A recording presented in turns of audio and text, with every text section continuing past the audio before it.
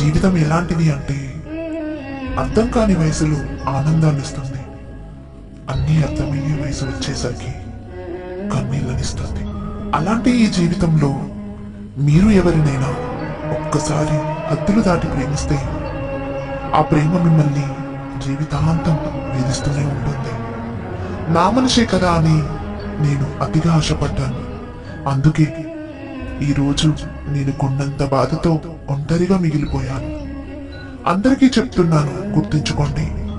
ఒకప్పుడు మీరు చేసిన ప్రతి మెసేజ్కి రిప్లై ఇస్తూ చాటింగ్ చేస్తూ మిమ్మల్ని నవ్వించిన వాళ్ళు ఇప్పుడు మీ మెసేజ్ని చూసి కూడా రిప్లై ఇవ్వడం లేదు అంటే దాని అర్థం ఏంటో తెలుసా? వారికి మీరు కేవలం టైంపాస్ మాత్రమే అని.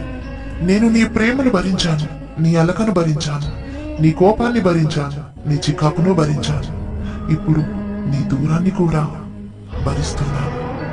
భరించడమే ప్రేమైతే బహుశా ఈ ప్రపంచంలో నన్ను మించిన గొప్ప ప్రేమికురాలు ఉండదేమో. నీ కోసం ఈ ప్రపంచంలో ఏడ్చే వాళ్ళు ఎవరైనా ఉన్నారు అంటే అది నేనే. నీ నవ్వు కోసం ఈ ప్రపంచంలో ఎదురు చూసే వాళ్ళు ఎవరైనా ఉన్నారు అంటే అది కూడా నేనే. మనల్ని మనలా ప్రేమించే వాళ్ళు దొరకడం అదృష్టమైతే నిన్ను నీలా ప్రేమించే నేను నీకు దొరకడం నీ అదృష్టమే. నువ్వు నన్ను దూరం పెట్టినంత మాత్రాన నువ్వు కాకపోతే ఇంకొకరు అని నేను అనుకోను. ఎందుకంటే నేను ఎప్పుడైతే నిన్ను ఇష్టపడ్డానో అప్పుడే నా మనసుకి మాట ఇచ్చేశాను. నువ్వే నా జీవితం అని, నీతోనే నా జీవితం మొత్తం అని. అందుకే నువ్వు నన్ను అవాయిడ్ చేస్తున్నా, నేను నిన్ను ఇష్టపడుతూనే ఉన్నాను. నీకు దగ్గరవ్వాలని ప్రయత్నిస్తున్నా. నీకు నాకు మెసేజ్ చేసేంత టైం లేకపోవచ్చు, కానీ నీ మెసేజ్ కోసం ఎదురు చూసేంత ఓపిక నాకుంది. నాకు కోపం ఎక్కువ అని నువ్వు ఎప్పుడూ అంటూ ఉంటావు కదా. ఒక్కటి గుర్తించుకో, ప్రేమైనా కోపమైనా ఇష్టమైన వాళ్ళ మీదే చూపించగలరు. అర్థం చేసుకుంటే అది ప్రేమ అవుతుంది, అపార్థం చేసుకుంటే అది టార్చర్లా అనిపిస్తుంది. తన ఇష్టాన్ని చూశాను, తన ప్రేమని చూశాను, తన కోపాన్ని చూశాను, తన చికాకుని చూశాను. ఇప్పుడు తన దూరాన్ని కూడా చూస్తున్నాను. తన ప్రేమలో అన్ని భరించాను, కానీ తన దూరాన్ని మాత్రం భరించలేకపోతున్నాను.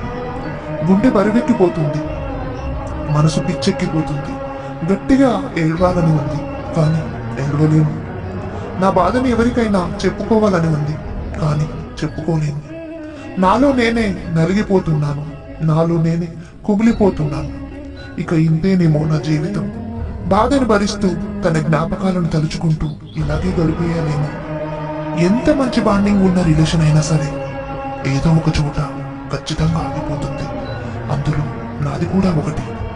మోసం అనే చోట దూరం చేసి వెళ్ళిపోయింది తను. తన పైన నేను చూపించింది సముద్రం అంత ప్రేమైతే తను నా పైన చూపించింది నీటి బిందువు అంత ప్రేమ కూడా లేదు. నా జీవితంలో సమాధానాలు లేని ప్రశ్నలు రెండు. తను నన్ను ఎందుకు వదిలేశాడో తెలియదు. నా మనసు ఇంకా తనని ఎందుకు మర్చిపోలేదో అర్థం కాదు. ఈ రెండు ప్రశ్నల నడుమ నలిగిపోతూ గడిపిన నిద్రలేని రాత్రులు ఎన్నో ఉన్నా ఇంకా తన కోసమే ఎదురు చూస్తూ ఉన్నా. తను మోసం చేశాడు అని తెలిసినా ఎదురు చూడడం తప్పే, కానీ ఏం చేయమంటావు? తన పరిచయం, తన జ్ఞాపకాలు అన్ని